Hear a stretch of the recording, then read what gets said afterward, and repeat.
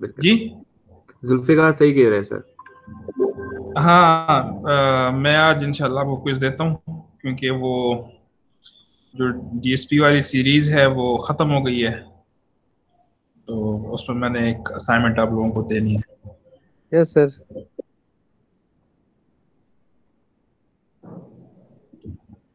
तो क्या कोर्स कैसे जा रहा है? सर ये जो लास्ट लेक्चर था ना सर, ये थोड़ा सा मतलब वो तंग किया है इसने सर। मतलब ये जो आप बता रहे थे ना लास्ट लेक्चर के बारे में, पार्शियल उसके बारे में। रिकन्फिग्रेशन। जी जी जी configuration। तो ये थोड़ा सा इसने तंग किया। हम्म, सर ये अगर आप सही। ऑनलाइन थोड़ा सा समझा दें सर, इसमें वही ना काफी सर, उस वीडियो में ना थोड़ा बड़ा मसला हो रहा था। मतलब ऐसा मसला है यहाँ होता है ना सर, जब बच्चा सवाल आपसे पूछता है ना तो उसकी आवाज हमें नहीं आती, सिर्फ आपके जवाब की आ रही है, लेकिन ये नहीं पता अब आप किस बारे में बता रहे हैं। यानी ट्रैक बीच में से लॉस हो जाता है। Yes sir. वो अच्छा वीडियो में तो कुछ पूछ रहा था एक लड़का सवाल, यानी कि वो तो बहुत उसे समझ आ रही थी, हमें नहीं समझ आ रही थी उसकी सवाल की। अच्छा, तो क्या मुझे आप बताओ ना, क्या चीज़ है? सर मेरा रिकमेंडेशन ये है कि सर जो नेक्स्ट 3 वीडियोस है सर, वो आप वो जैसे हमें पहले नहीं भेजते थे मिनट से पहले, वो आप बना के भेज दें तो सर वो ज़्यादा बेहतर रहेगा। नेक्स्ट 3? जी सर, जो रिमेनिंग 3 वीडियोस रहती हैं सर। नहीं तो उसको हम इस तरह डिस्कस कर लेते हैं ना। अब मुझे आप बताएं किधर है वो। मैं इधर शेयर करता हूँ।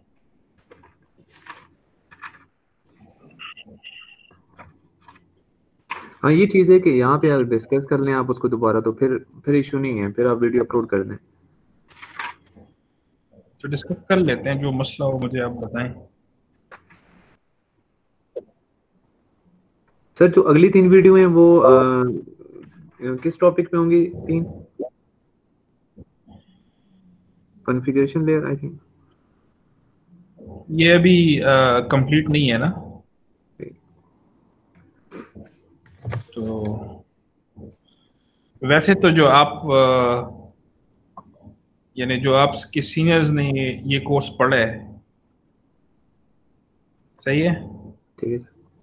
तो से पहले क्या था वो भी उससे ज्यादा है। सही है, आप एमएस वालों को पढ़ा रहे थे, इनमें से कुछ लोग तो बड़े बड़े एज वाले लग रहे थे। स्क्रीन नजर आ रही है? जी सर आ रही है।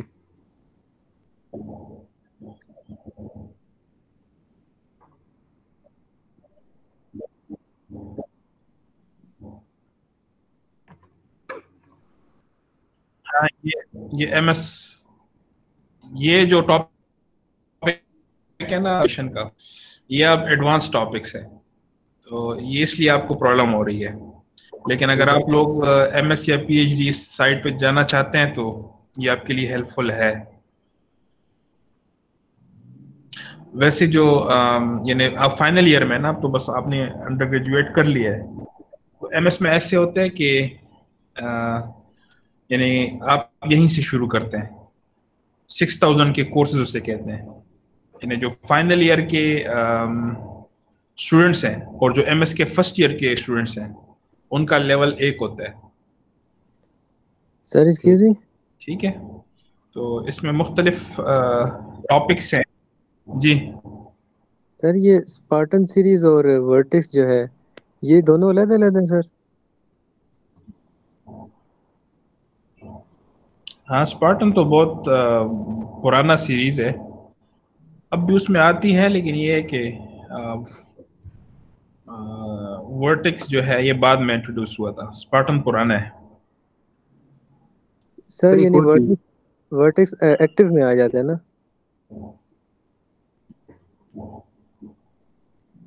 वर्टेक्स किस में आ जाते हैं? सर ये एक्टिव साइड में आ जाता है।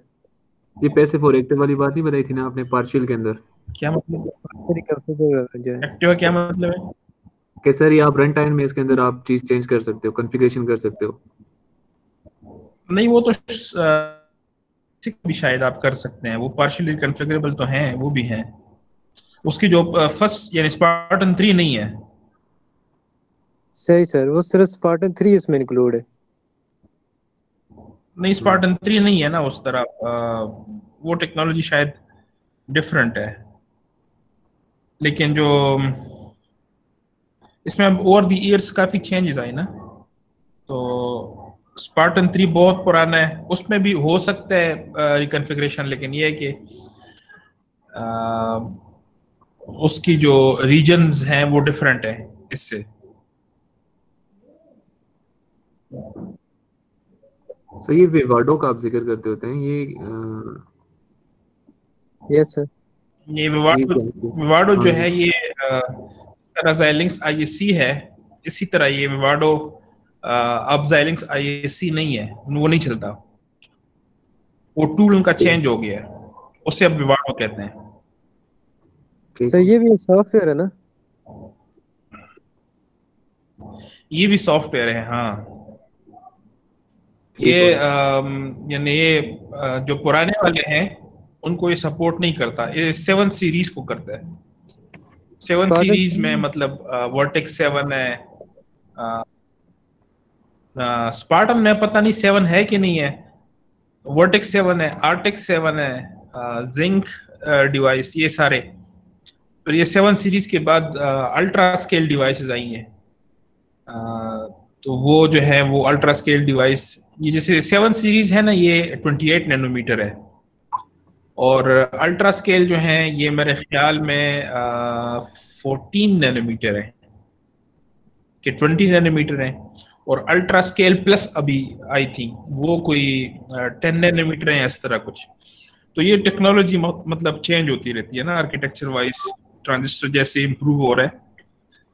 स्पार्टन 3 पता नहीं, अब मुझे याद नहीं है शायद कि वो कौन सी है, शायद 90 नैनोमीटर हो या जो भी, लेकिन वो बहुत पुरानी है। अच्छा, ये लेक्चर आपको नजर आ रहा है ये वाला? और सर ये जी सर। कल मैं एक कोड रन कर रहा था विवाडो पे सर, और वो Xilinx ISC पे भी जी की ना, तो सर टाइमिंग डायग्राम वो डिफरेंट दे रहा था मुझे। प्रायोरिटी इनकोडर का एक कोड था सर, तो वो मुझे विवाडो डिफरेंट दे रहा था, उसमें डोंट केयर कंडीशन दे रहा था, और जो ISC था उस पे हाँ। ठीक टाइमिंग डायग्राम ठीक दे रहा था ना, ट्रुथ टेबल के मुताबिक सर। तो ये क्या मसला हो सकता है? दोनों मुख्तलिफ सॉफ्टवेयर है ना, उसमें मुख्तलिफ ऑप्टिमाइजेशन के ऑप्शंस हैं। तो जो इसमें होती है ना डिफ़ॉल्ट ऑप्टिमाइजेशन स्ट्रेटजी, वो आप चेक जी करो सर। तो शायद दोनों की डिफरेंट होगी। तो कभी एक एक पैरामीटर को ऑप्टिमाइज करते हैं, कभी दूसरे को वो ऑप्टिमाइज करता है। तो लेकिन ये कोई मतलब मसला नहीं है, इवन कि अगर आप विवाडो के डिफरेंट वर्जन उठाएं, मसलन विवाडो 16.3 है और विवाडो 2020 उठा लें, तो वो भी आपको डिफरेंट रिजल्ट्स दे सकता है। उसकी वजह ये है कि सॉफ्टवेयर इम्प्रूव कर रहा होता है, ठीक जी है। सर। तो सर ये मतलब कोई परेशान होने वाली बात नहीं है। सर ये जो जिंक सीरीज है, सही है सर। जी सर ये जिंक सीरीज जो है बताओ। ये किस लिए इस्तेमाल होती है सर? ये स्पार्टन, ये जो Xilinx जिंक सीरीज। ये जिंक सीरीज जो है ये ऐसे हुआ था कि इसकी स्टोरी ये है कि मतलब FPGAs बहुत अरसे से हैं, 1985 से हैं, लेकिन ये मेन स्ट्रीम अभी तक नहीं हुई ना। तो उसकी वजह ये है कि इसको प्रोग्राम करना मुश्किल है, और ये सारी चीज़ें HDL में करना मुश्किल होता है। और फिर आप इसको लगाते थे नॉर्मली, जो पुराने वाले FPGAs हैं, तो उनको आप उठा के PCB बनाते थे, और उसको नॉर्मली जो इस किस्म के प्रॉब्लम्स हो ना, यूज़र इंटरफेस या सॉफ्टवेयर जहाँ जहाँ पे चल रहा हो, वो आप उसको PCB पे एक और माइक्रो प्रोसेसर लगा देते उसके साथ।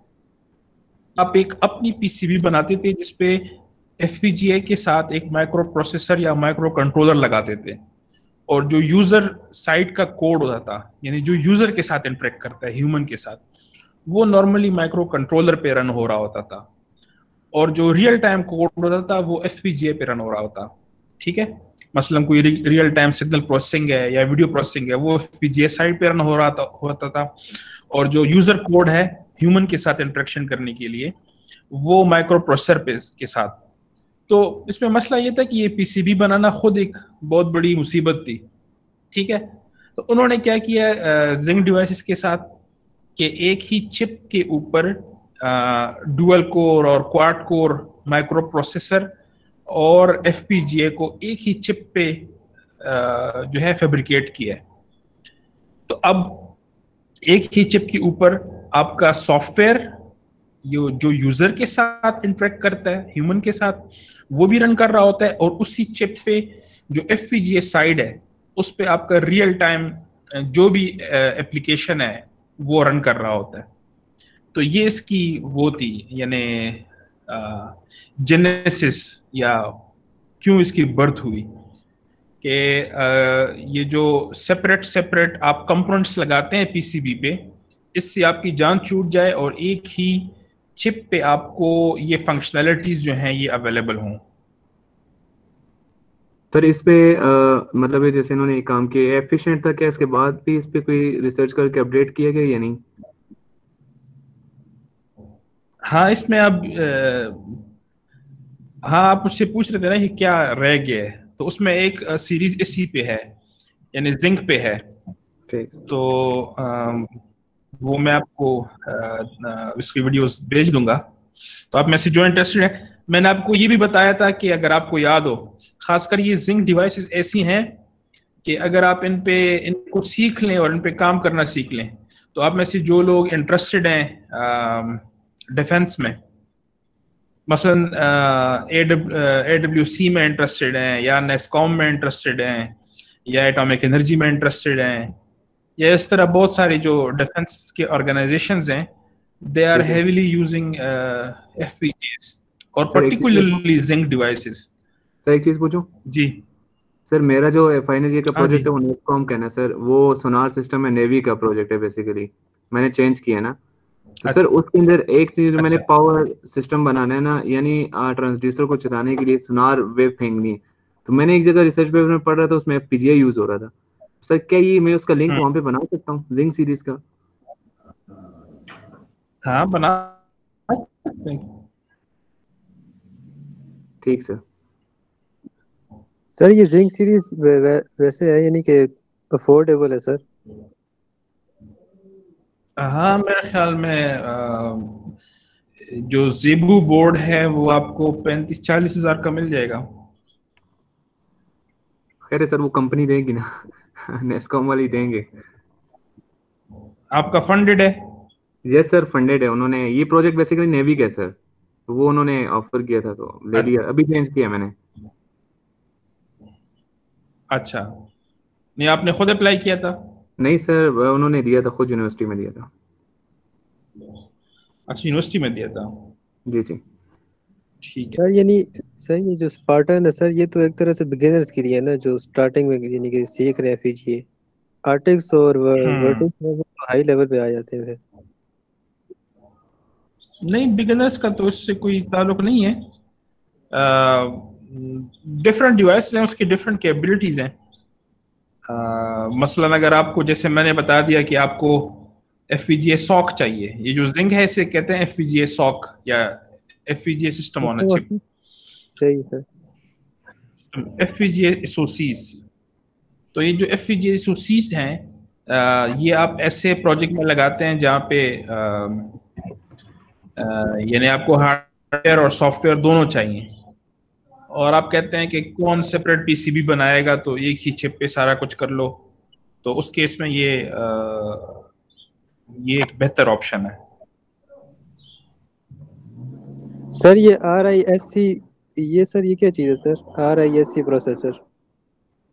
RISC का मतलब होता है reduced instruction set computing risk.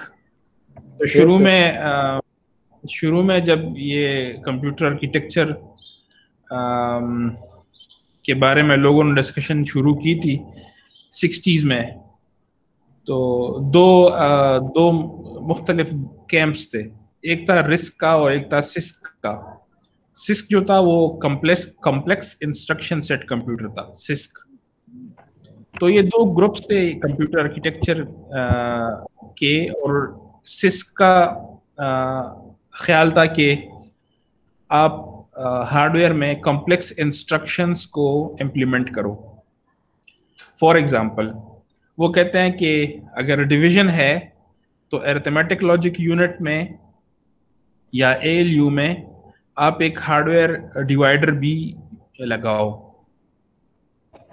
और जो रिस्क वाले थे वो कहते हैं कि नहीं, डिवाइडर लगाने की क्या ज़रूरत है, डिवीजन वाला जो काम है वो सब्ट्रैक्शन से भी हो सकता है। Yes sir. सब्ट्रैक्शन भी हो सकता है। तो अगर डिवाइडर सब्ट्रैक्शन से काम हो सकता है तो डिवाइडर ना लगाओ, सब्ट्रैक्टर लगाओ। और फिर सब्ट्रैक्टर एडर से इम्प्लीमेंट हो सकता है, तो इसका मतलब है कि सिर्फ एडर ही लगाओ और टूस कॉम्प्लीमेंट अरिथमेटिक लगाओ।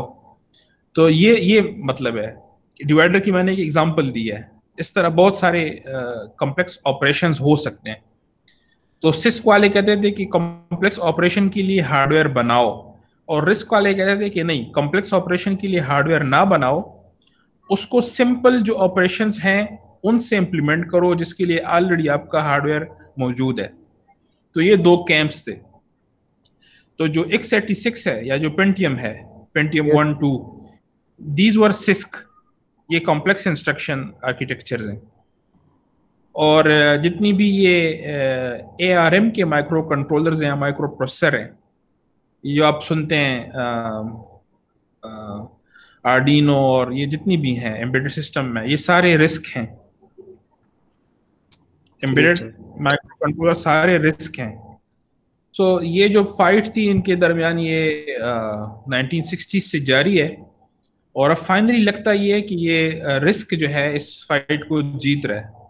Yes sir. क्योंकि ये जी एप्पल वाले जो है वो भी इस तरफ आ रहे हैं ना, आईफोन। हाँ जी हाँ, वो आपने शायद देखा हो कि अब मेरे ख्याल में मैक भी जो है ना वो रिस्क पे जा रहा है। तो मैक यस। बुक्स में भी अब रिस्क शुरू हो जाएगा। और इस जी तरह सर। बहुत सारी कंपनी है जो कि डेटा सेंटर में भी रिस्क लगा रहे हैं। उसकी वजह ये है कि रिस्क की जो पावर कंजम्पशन है वो कम है। सो बिकॉज के sir power consumption has become such a huge consideration, risk is winning the battle. Sir ये तो आप लेक्चर्स हैं जी सर, ये रिस्क पे आपके कुछ लेक्चर्स हैं?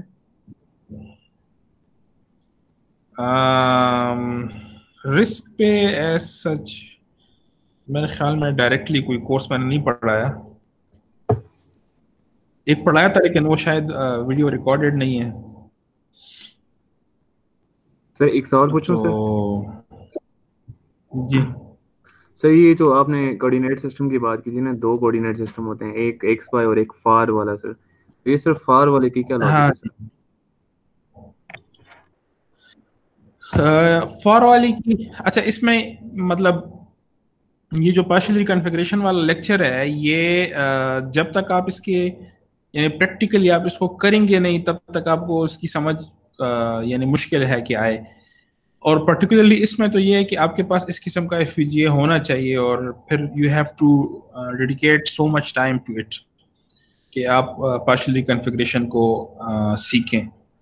लेकिन पर्पस ये था कि आप लोगों को पता चले कि क्या क्या पाथ्स हैं आगे। तो अगर आप लोग इंटरेस्टेड हैं उसमें इसी फील्ड में आगे कोर्स लेने का या रिसर्च करने का, तो आपको मोटिवेशन मिले इससे। तो जो आपका ये क्वेश्चन है एक्स और वाई और फार, जी सर। एक्स वाई का तो मतलब क्लियर है ना कि 2 डायमेंशनल जी एक ग्रिड है, और वो जो ग्रिड है वो CLBs का ग्रिड है, कॉन्फ़िगरेबल लॉजिक ब्लॉक्स का। तो मसलन लेट्स से अगर टॉप लेफ्ट कॉर्नर है तो उसमें जो CLB है मे बी कि वो X00 हो, फिर नेक्स्ट कॉलम में शायद वो X01 हो। तो ये बिल्कुल उसी तरह जिस तरह मैट्रिक्स के रोज और कॉलम्स हैं, ये X और Y उसी तरह के कोऑर्डिनेट सिस्टम में जिस तरह X इंक्रीमेंट होगा, रोज के ऊपर नीचे जाएंगे तो X चेंज होगा, कॉलम्स के ऊपर नीचे जाएंगे तो y होगा। तो ये तो क्लियर है। और नॉर्मली हम क्या करते हैं कि जब आप चाहते हैं कि मैं किसी CLB को कंस्ट्रेंट कर लूं, ये UCF फाइल अभी आपने यूज किया ना लैब में, जी सर। तो उसमें जो आप कंस्ट्रेंट देते हैं वो XY कोऑर्डिनेट सिस्टम में होता है। यानी अगर आप उसको बता देना कि मेरे स्लाइस को या लुकअप टेबल को प्लेस कर दो at x equal to 10 and y equal to 10, तो उसको उसी जगह प्लेस कर देगा, x इक्वल टू 10 और y इक्वल टू 10। तो एक ये कोऑर्डिनेट सिस्टम है जो ह्यूमंस के लिए है कि FPGA को आप कंसिडर करते हैं एज अ 2 डायमेंशनल ग्रिड, और उस ग्रिड में फिर आपके पास इस तरह CLBs के स्क्वायर्स हैं और हर स्क्वायर का अपना एक ID है, यानी 0 0 0 1 0 2 इस तरह करके। तो ये XY कोऑर्डिनेट सिस्टम है। जो फार का कोऑर्डिनेट सिस्टम है या फ्रेम एड्रेस रजिस्टर, ये वो है कि जो FPGA के अंदर रिकॉन्फ़िगरेशन इंजन है वो उसको यूज करता है, और ये डिफरेंट है XY से। यानी ये बेसिकली करता क्या है कि ये जो फ्रेम्स हैं, अब फ्रेम क्या है? Frame is the smallest unit of reconfiguration. बिल्कुल सर। ये फ्रेम्स के बेस पे जो है ना चीजों को डील करता है। ये इस लेक्चर में कहीं होगा, मैं इस पे जरा जाता हूँ कहाँ पे है। हाँ जी, आगे जाए सर, और आगे, इससे आगे, ये आगे बिट स्ट्रीम और अगली फ्रेम है सर, ये फ्रेम। हाँ, अब ये है ना, ये फार एड्रेस है। तो ये फार को देखो, ये बेसिकली इधर कोई और फिगर है कि नहीं है? हाँ, मसलन इस वाले को देख लो, इसमें ये आपको जो कॉलम्स नजर आ रहे हैं, ये ब्लू वाले छोटे छोटे स्क्वायर जो हैं बहुत सारे, ये बेसिकली CLBs हैं। ये क्या है? CLBs हैं। और ये लिखा हुआ भी इधर है मैंने ऊपर, CLBs ये रेड में, और BRAMs उसको मैंने पॉइंट किया है, फिर DSPs को पॉइंट किया है, फिर ब्लॉक रैम्स को पॉइंट किया है। तो ये मुख्तलिफ रिसोर्सेज के कॉलम्स हैं। अब ये जो पिक्चर है ये वर्टेक्स 4 का है, ठीक है? तो अब अगर मैं एक कॉलम को उठाऊं, एक कॉलम को, तो उसके अंदर इस तरह के फ्रेम्स हैं जो कि इस पिक्चर में है, इस तरह की उसमें फ्रेम्स हैं। अब CLB में कितने फ्रेम्स हैं? 36, यहाँ पे लिखा हुआ है 36 फ्रेम्स हैं, ठीक है? और वो जो 36 फ्रेम्स हैं उनकी जब आप एड्रेसिंग करते हैं तो वो फिर ऐसे है। अब इसको देखो, फार को देखो, ठीक है? तो अब अगर CLB है तो उसका जो माइनर एड्रेस है वो 7 बिट का है। तो कितने उसमें मैंने बताया कि CLB में कितने माइनर फ्रेम्स हैं? 36। तो उसके लिए 7 बिट काफी हैं। अब ये जो मेजर एड्रेस है 7 to 14, ये बेसिकली इसका एड्रेस है, जो ये 2 डायमेंशनल है ना, यहाँ पे इसमें देखो ना, एक कॉलम CLB का है, उसके बाद दूसरा कॉलम CLB का है, उसके बाद तीसरा कॉलम CLB का है। तो इनमें से हर कॉलम का एक मेजर एड्रेस है, ठीक है? तो मेजर एड्रेस आपको इस कॉलम में लेके आता है, और फिर हर एक मेजर कॉलम के अंदर 36, अगर वो CLB है तो उसके अंदर 36 माइनर फ्रेम्स हैं। सही है? ठीक है सर। तो इसमें 2 चीजें हैं, एक मेजर कॉलम का मतलब है कि जैसे CLB का मेजर कॉलम है, या ब्लॉक रैम का मेजर कॉलम है, या DSP का मेजर कॉलम है, फिर इनके अंदर माइनर फ्रेम्स होते हैं। अब वो हर एक के लिए डिफरेंट है। अगर CLB है तो उसके अंदर माइनर फ्रेम्स 36 हैं, अगर ब्लॉक रैम है तो उसके अंदर मेरे ख्याल में माइनर फ्रेम्स 24 थे, ठीक है? फिर इसी तरह ये है रो एड्रेस का ये कि मैं अगेन इस पिक्चर पे आता हूँ। रो एड्रेस इधर देखो लिखा हुआ है, ये ब्लू में लिखा हुआ है लेफ्ट साइड पे, रो रो 0 1 2। 0, रो 1 2, रो 3। अब हर रो में ना 50 CLBs होते हैं, ठीक है। ठीक है सर।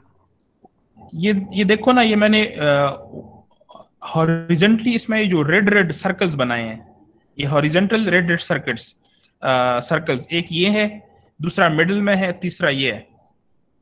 तो इन रेड सर्कल्स के दरमियान 50 CLBs हैं,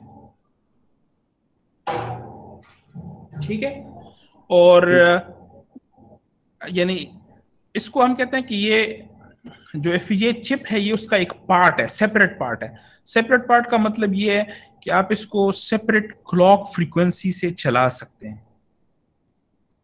तो अगर आपका एक डिजाइन है जिसके मल्टीपल वो हैं, क्लॉक रीजन्स हैं, ठीक है, मल्टीपल क्लॉक रीजन्स हैं, तो या मल्टीपल फ्रीक्वेंसीज हैं, लेट्स से एक पार्ट जो है वो 100 मेगाहर्ट्ज पे चलता है, तो उसको आप ऊपर रख लें।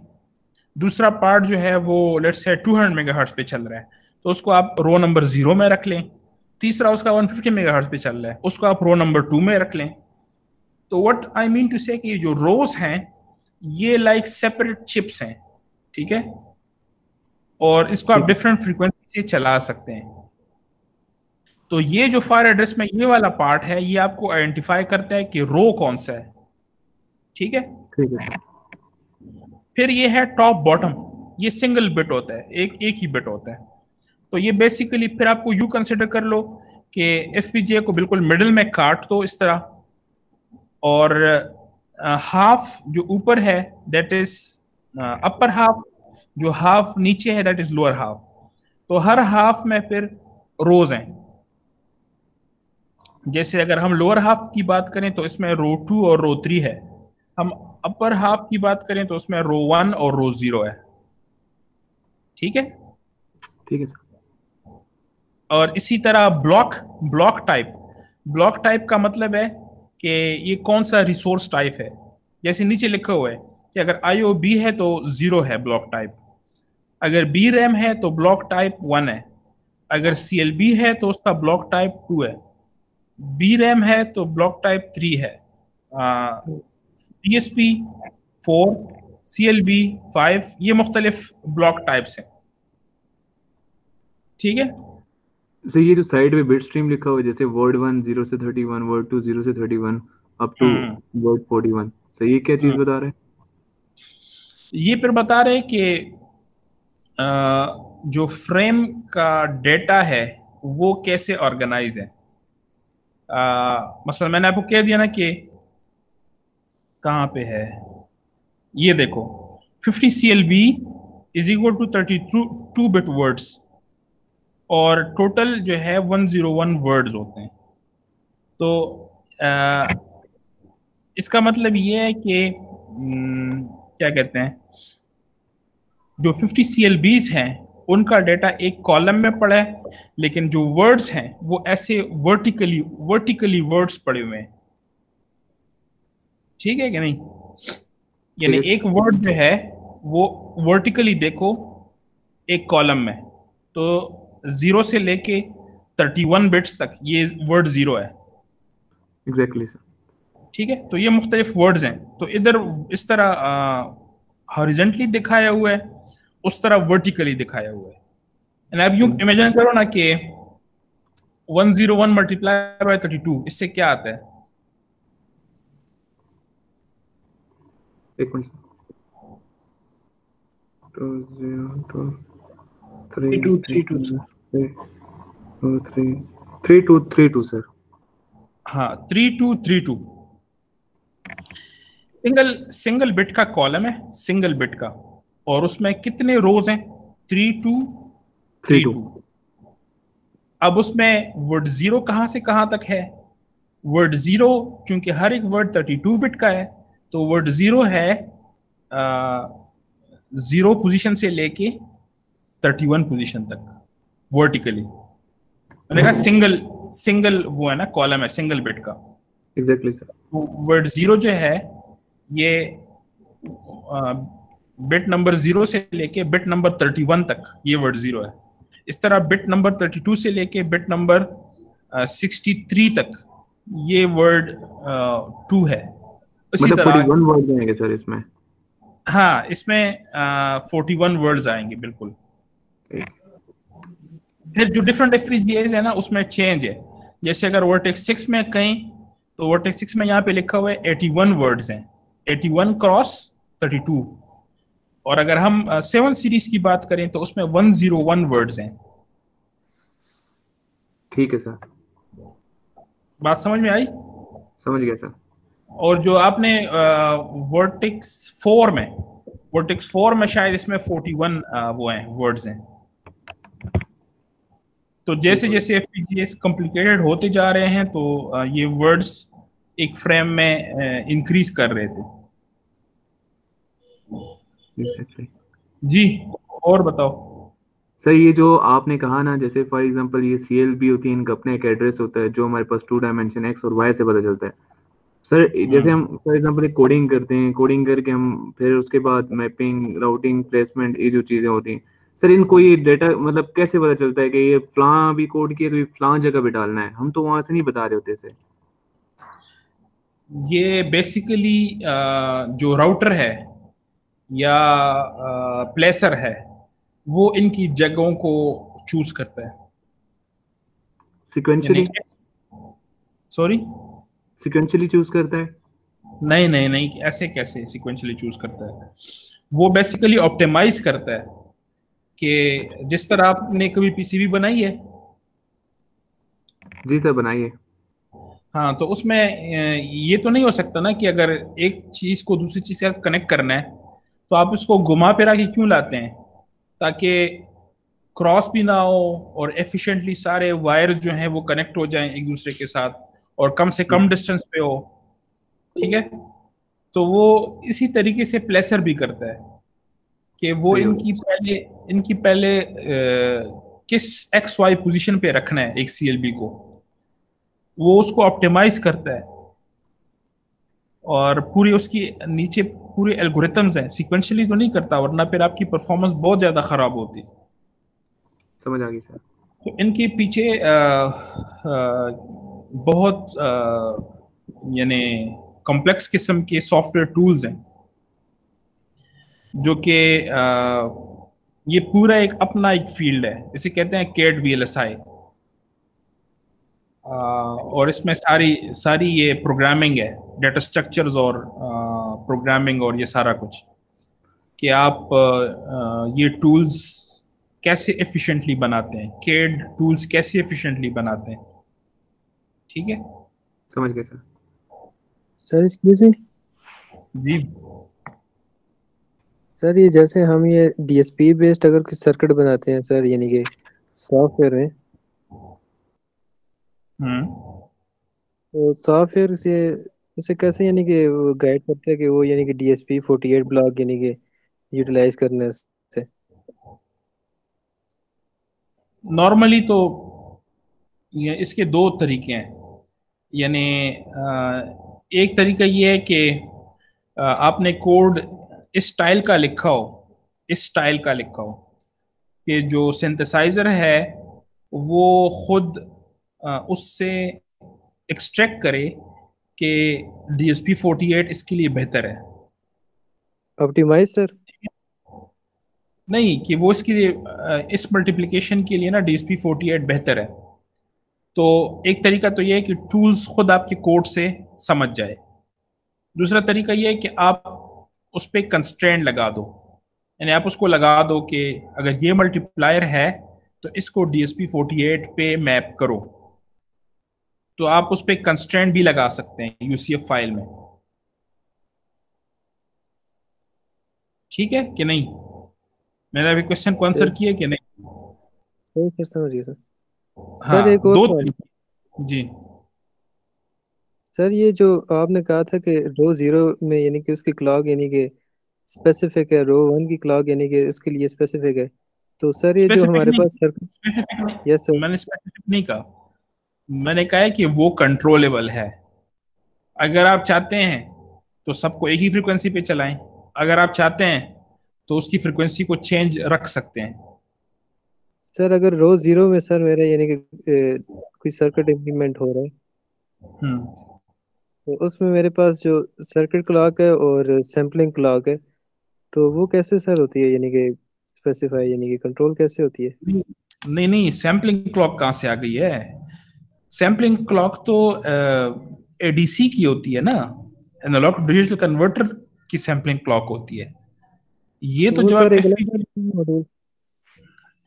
वो तो देखो जब आप एफपीजीए के ऊपर आ गए हो तो फिर तो सैम्पलिंग क्लॉक नहीं है, फिर तो क्लॉक फ्रीक्वेंसी है। वो तो जब एनालॉग से डिजिटल में आप कन्वर्ट करते हो, और एनालॉग टू डिजिटल कन्वर्टर जिस रेट से उसको सैंपल करता है, सैम्पलिंग फ्रीक्वेंसी वहां पे आती है। तो वो तो सर एनालॉग फ्रंट एंड है। ठीक है।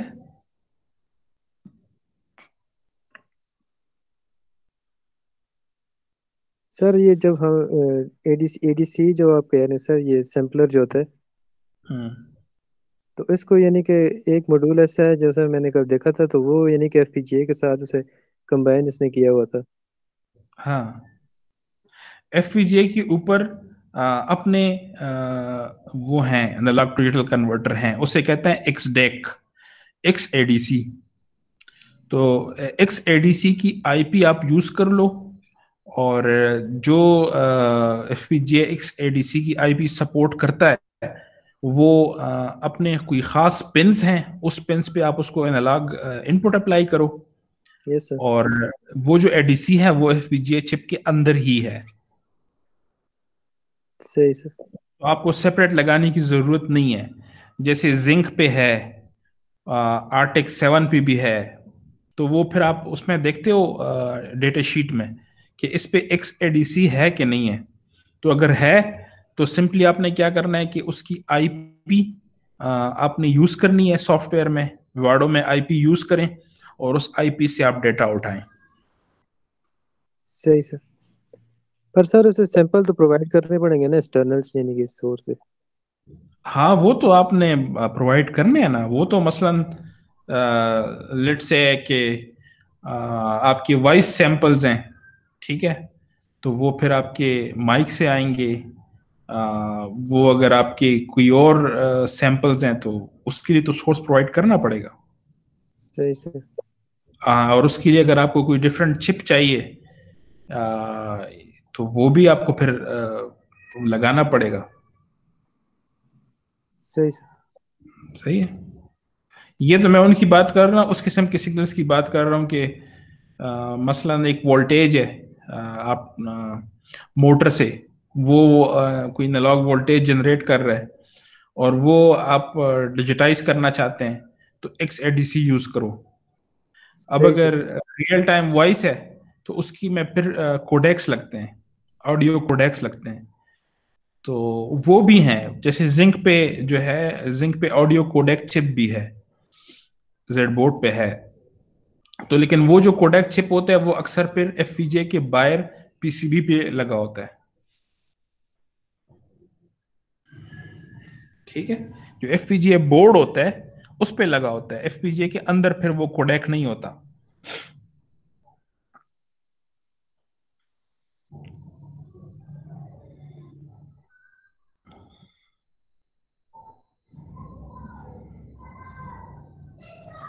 जी, अली चला गया।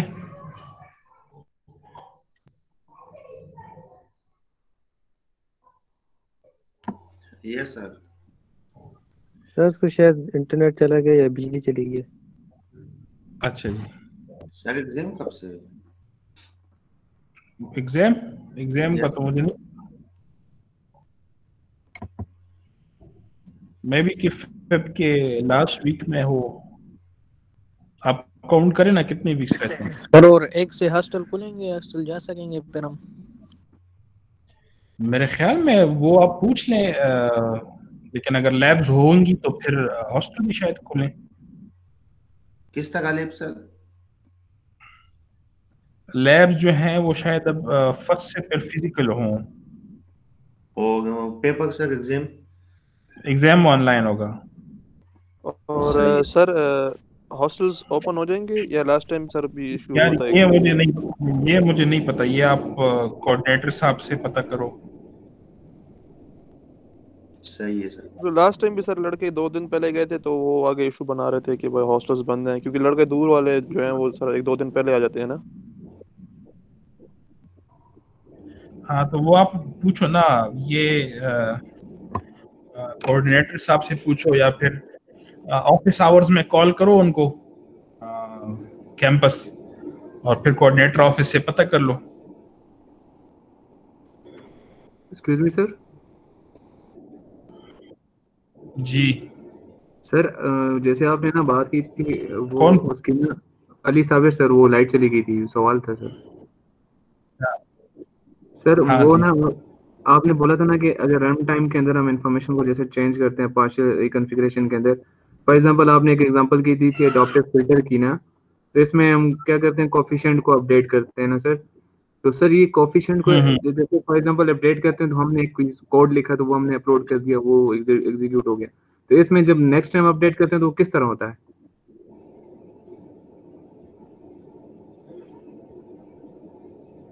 ये जो मैं आपको फ्रेम्स बता रहा हूँ ना, ये माइनर फ्रेम्स, जी जी। वो इनको डायरेक्टली चेंज करना होता है। एक्सटर्नली हम कर सकते हैं, मतलब जैसे एफपीजीए पे बटन होते हैं। नहीं, एक्सटर्नली नहीं, एफपीजीए के ऊपर एक आईपी है या एक पोर्टल है जिसे हम कहते हैं आईकेप, इंटरनल कॉन्फ़िगरेशन एक्सेस पोर्ट। ये जो जिंक वाला लेक्चर मैं अपलोड करूंगा तो उसमें आपको नजर आ जाएगा जिंक आर्किटेक्चर और सारा कुछ। तो वो आईकेप पोर्ट जो है वो ऐसे है कि अगर आपके एफपीजीए के ऊपर प्रोसेसर है, तो वो प्रोसेसर इस आईकेप पोर्ट के थ्रू फ्रेम्स को चेंज कर सकता है। यानी यूं आप कह लेना कि सेल्फ रिकॉन्फ़िगरेशन है, कि एक ही एफपीजीए चिप के ऊपर आपका सॉफ्टवेयर है जो कि माइक्रो प्रोसेसर पे रन हो रहा है, वो पार्ट ऑफ द चिप जो कि एफपीजीए है उसको चेंज कर रहा है थ्रू आईकैप। ठीक ठीक हो गया सर। सही है। तो ये ठीक है, आईकैप एक कमाल की चीज है, इंटरनल कॉन्फ़िगरेशन एक्सेस पोर्ट। समझ इसे आ हमने गया बहुत सर। ज्यादा की अपने रिसर्च में। तो वो जो आप जिंक वाला जो लेक्चर होगा उसमें आप इसको देख लें। ठीक है सर ये सर, जेट एक और फायर नहीं हो सकता सर? जी, जेट टैग से नहीं हो सकता सर ये बेस स्ट्रीम चेंज? जेटेक से भी हो सकता है, लेकिन वो एक्सटर्नली पर होता है और वो स्लो होता है, जेटेक स्लो है। सही सर। उसकी फ्रीक्वेंसी सर मेरे ख्याल से आपने बताई थी 40 मेगा या 50 मेगा समथिंग। मुझे याद तो अब नहीं है, लेकिन ये है कि बहुत कम है। और जी आई जी। कैप को 100 मेगाहर्ट्ज से चला सकते हैं। ठीक है सर, एक सवाल और था ना कि जैसे फॉर एग्जांपल आपने हम बात कर रहे थे बेनिफिट्स पे गए थे ना, बेनिफिट्स में आपने बात बताई थी कि एरिया रिडक्शन था, फिर पावर रिडक्शन वगैरह। तो उसमें सर एक आपने एक चीज का जिक्र किया था कि जो एरिया रिडक्शन के अंदर सर आपने फॉर एग्जांपल एक ब्लॉक बनाया मेमोरी के लिए, फिर दूसरा आपने बताया था कि लेट सपोज F1 फंक्शन है जो पूरी उसको चिप को घेर रहा है, यानी पूरा काम वो कर रहा है। तो आप ऐसा कर लेते हैं फीडबैक करके फिर दोबारा से फंक्शन F2 बन जाता है। सर ये लॉजिक समझ नहीं है, जरा दोबारा बताएं। सर ये सॉरी, मैंने स्टार्टिंग आपकी सर ये इस तरह ना कि एरिया रिडक्शन की आपने बात की थी ना एडवांटेजेस में सर, कब ठीक है सर। किस लेक्चर में? ये जो आपने अपलोड किया हुआ है सर पार्शियल कॉन्फ़िगरेशन के अंदर। कॉन्फ़िगरेशन का। वो स्टार्ट में एरिया रिडक्शन सर और पावर। स्लाइड निकालें सर आप, मैं यहाँ से ये चौथी या पांचवी स्लाइड है। अच्छा, 5वीं स्लाइड है। अच्छा ये, हाँ ये। ठीक है ठीक। अच्छा, ये है ना कि मसलन अगर आपके पास दो फंक्शंस हैं, लेट्स से F1 और F2। अब फंक्शंस का मतलब पूरा की पूरा मॉड्यूल है, ठीक है ना। मैं भी कि वो मॉड्यूल जो है वो कन्वोल्यूशन कर रहा हो, और मैं भी कि वो मॉड्यूल एक दूसरा मॉड्यूल है, ठीक है। ये F1 है, लेट्स से कन्वोल्यूशन F1 है, और F2 भी एक मॉड्यूल है जो कि कोई और ऑपरेशन ले लें, मसलन ये IIR फिल्टर है फॉर एग्जांपल। लेकिन जो आपका एल्गोरिथम है वो इस किस्म का है कि ये दोनों जो हैं, ये दोनों आपको एक टाइम पे नहीं चाहिए, यानी ये ठीक है। म्यूचुअली एक्सक्लूसिव हैं। जब आपको कन्वोल्यूशन चाहिए तो उस वक्त आपको आईआर फिल्टर नहीं चाहिए, और जब आपको आईआर फिल्टर चाहिए तो उस वक्त कन्वोल्यूशन नहीं चाहिए। तो अगर ऐसी सिचुएशन है आपके सिस्टम में, तो आप क्या कर सकते हैं कि दोनों के पार्शियल बिट स्ट्रीम जनरेट करके स्टोर कर लें डी रैम में, और जब आपको कन्वोल्यूशन की जरूरत हो तो उसका पार्शियल बिट स्ट्रीम लोड करें रन टाइम में, तो एफपीजीए के ऊपर कन्वोल्यूशन का सर्किट बन जाएगा, तो कन्वोल्यूशन को यूज करें। और जब आपको आईआर फिल्टर की जरूरत हो और कन्वोल्यूशन की जरूरत ना हो, तो फिर आप ये वाला जो कन्वोल्यूशन वाला जो पार्शियल बिट स्ट्रीम है ये हटा दें, और आईआर फिल्टर का जो पार्शियल बिट स्ट्रीम है वो लोड कर दें। ठीक है सर। तो इस तरह यानी आप क्या कर रहे हैं कि चिप के ऊपर जो एरिया है ना, उस एरिया को आप टाइम मल्टीप्लेक्स कर रहे हैं। ठीक है, तो एक तरह से ठीक है। एरिया रिडक्शन हो रही है। ठीक है सर। सर इसी के अंदर जो आखिरी फास्ट सिस्टम स्टार्ट है ना सर, इसके अंदर आपने बताया था कि फॉर एग्जांपल जो वर्टेक्स हमारे पास 140 मिली सेकेंड टाइम है ना सर, तो इसमें कुछ आपने दो तीन चीजें बताई थी सर, ये जरा दोबारा रिपीट करें सर। ये फास्ट सिस्टम स्टार्ट, ये समझ नहीं आया था सर। फास्ट, अब मैं ये बता रहा था यहाँ पे, बट मैं जो वो है स्ट्रीम जो है उसको अगर आप डाउनलोड करते हैं एफपीजीए पे डालते हैं, तो उसके लिए आपको 100 मिली सेकेंड चाहिए। ठीक है, 100 मिली सेकेंड चाहिए आपको, तो जो कि बहुत ज्यादा वो है, क्या कहते हैं, बहुत ज्यादा टाइम है। तो उससे फिर ये कर लें कि पता नहीं अब ये क्या मैंने लिखा है यहाँ पे, सर आपने ये कहा PCIe था ना 100। सर, इसमें आपने ये कहा था ना कि पीसीआई का जो इंटरफेस है ना वो एक्सपेक्ट करता है कि 100 मिली सेकेंड के अंदर रिप्लाई आ जाए ना, तो इसकी रिकॉन्फ़िगरेशन हाँ का जो टाइम है ये वाला था। हाँ हाँ हाँ, तो इसमें ये है कि ये जो PCIe का जो इंटरफेस है, इसकी जो कॉन्फ़िगरेशन है वो विद इन 100 मिली सेकेंड आपने करनी है। इसका जो टाइम है वो 140 मिली सेकेंड है। इसका मतलब है कि जो रियल टाइम रिक्वायरमेंट है PCIe स्लॉट के, वो अगर आप फुल बिट स्ट्रीम से करते हैं तो वो फुल नहीं हो, वो आप उसको मीट नहीं कर सकते।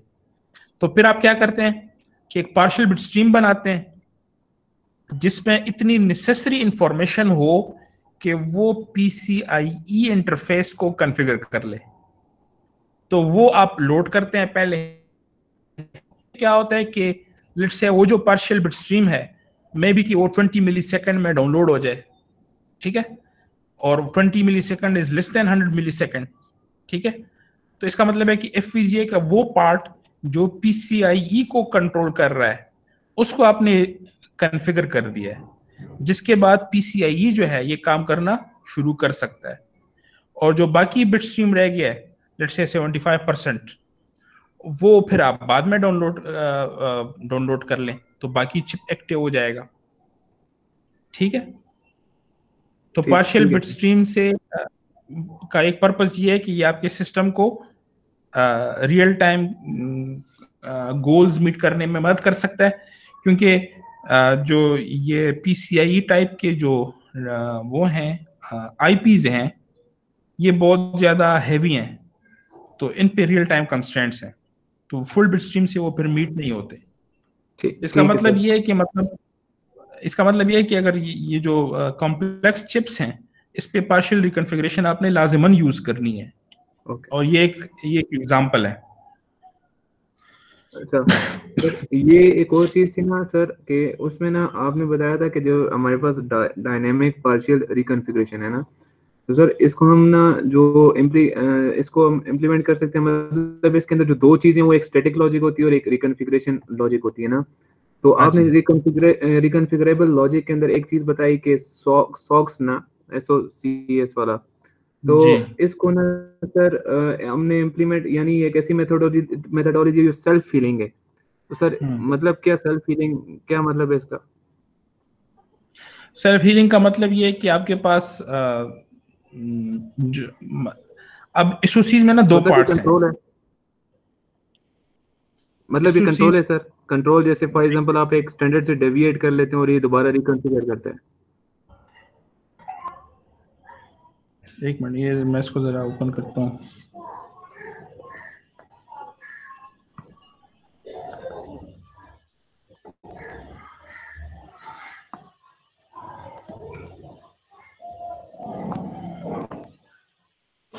ये मसलन आपका फुल वो है ना, चिप है, ठीक है।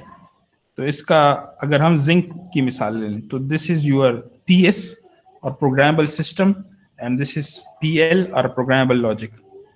तो यहाँ पे क्या होता है, यहाँ पे माइक्रो प्रोसेसर होता है, ठीक है। ये फुल साइड जो है ये माइक्रो प्रोसेसर की साइड है, और ये यहाँ से लेके यहाँ तक जो है ये एफपीजीए होता है, एक ही चिप के ऊपर।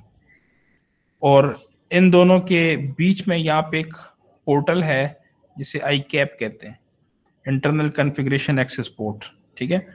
तो सेल्फ हीलिंग का मतलब ये है कि यहाँ पे कोई आपने मसलन एडर इम्प्लीमेंट किया, ठीक है, और एडर में यहाँ पे कोई एरर डिटेक्शन लॉजिक है, वो यहाँ से प्रोसेसर को बता देता है कि अब इसमें एरर आ गया है किसी वजह से, ठीक है। तो ये प्रोसेसर पे जो सॉफ्टवेयर होता है वो क्या करता है कि इस एडर का एक पार्शियल बिट स्ट्रीम, ये अब डी रैम है, इस एडर का एक partial bit stream, adder partial bit stream वो डी रैम में पड़ा होता है, वो यहाँ से उठाता है और इस पोर्टल के थ्रू, आई कैप के थ्रू इसको बेचता है, इसी जगह पे वो चला जाता है और इससे जो एरर है वो खत्म हो जाता है। तो this is called self healing. सही है, समझ आ गई सर, समझ आ गई। यानी आप एरर डिटेक्शन लॉजिक लगाते हैं अपने सर्किट के साथ, और वो आपके सर्किट में एरर्स को डिटेक्ट करता है और प्रोसेसर को बताता है कि देयर इज एन एरर। फिर प्रोसेसर जो है वो उसको रिकवर कर लेता है। So this is called self healing. ठीक ठीक हो गया सर।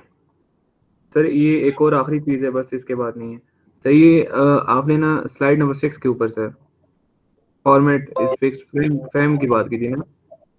किधर है? Slide number 6 sir, frame.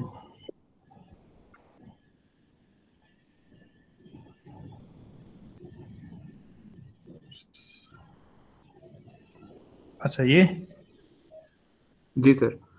Sir नहीं हाँ, उसमें फ्रेम्स में आपने ना सर फॉर एग्जांपल जैसे आपने 8000 which is equal to 16 bit आपने फॉर्मेट इज फिक्स्ड ना, इस तरह आपने एक बात की जिसमें आपने कहा frame 1 frame 2 frame 3 frame 4 and 4 frame है और चारों की चारों 16 बिट है ना। तो ये इनमें से किसी एक के अंदर भी हो सकता है। फिर आपने बोला कि जैसे यही 16 बिट नंबर है जो 4 है हमारे पास, तो अभी यहाँ पे हमारे पास फिक्स्ड हो जाएंगे। फॉर एग्जांपल अब एक अगर दूसरी तीसरी फ्रेम में डाल दिया गया, इसके बाद ये चेंज नहीं हो सकता, लेकिन जो एक वाला 16 बिट था वो किसी एक में भी जा सकता है।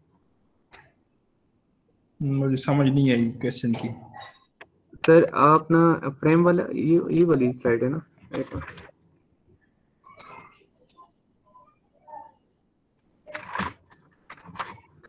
सर 4 फ्रेम है ना, आप छोटी सी 4 फ्रेम बना दें सर। मुझे स्लाइड बताओ ना, वो 4 फ्रेम्स किस कॉन्टेक्स्ट में है वो तो बताओ। एक मिनट सर बताता हूँ मैं आपको। ये स्लाइड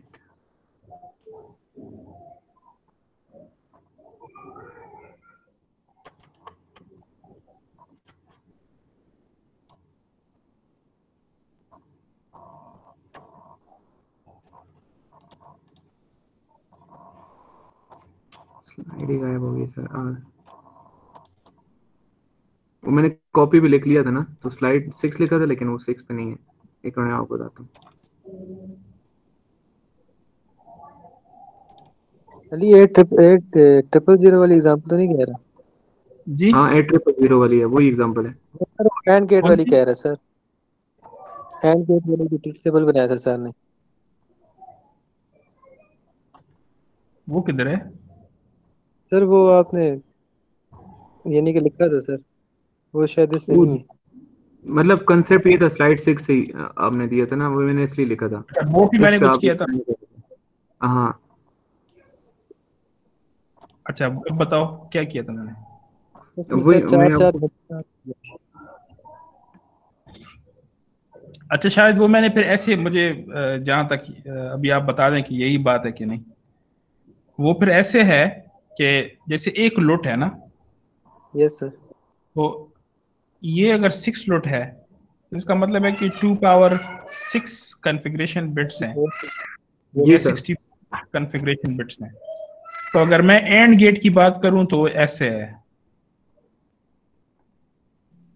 यस सर बिल्कुल, ये वाली एग्जांपल थी। ठीक है, वो ऐसे है। तो अब ये कैसे एग्जैक्टली। पड़ा होता है, ये 4 फ्रेम्स में पड़ा होता है। जी जी बिल्कुल, ये था। ठीक है, नंबर 26, फ्रेम 27, 28 और 29। वो मैंने आपसे कहा था ना कि CLB के अंदर कितने फ्रेम्स है, 36।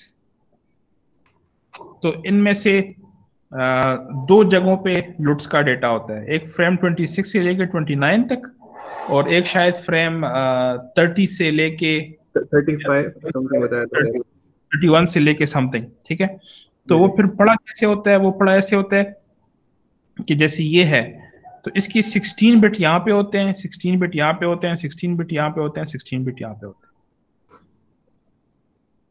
ठीक है, और 16 बिट फिर दूसरे लटके होते हैं।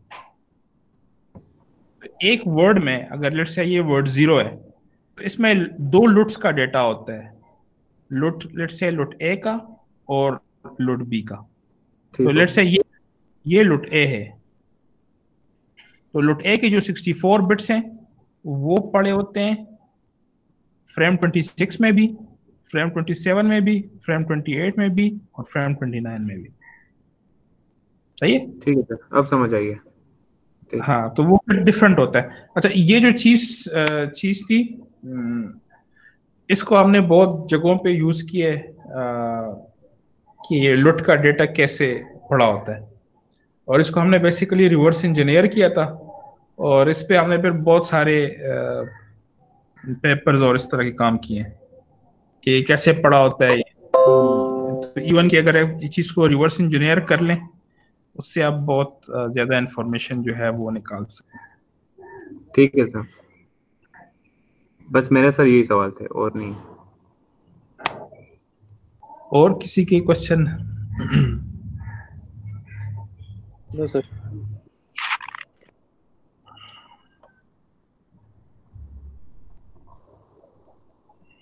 सर फिर असाइनमेंट आज अपलोड कर दीजिएगा सर, आज रात तक सर। हाँ, मैं असाइनमेंट अपलोड करता हूँ।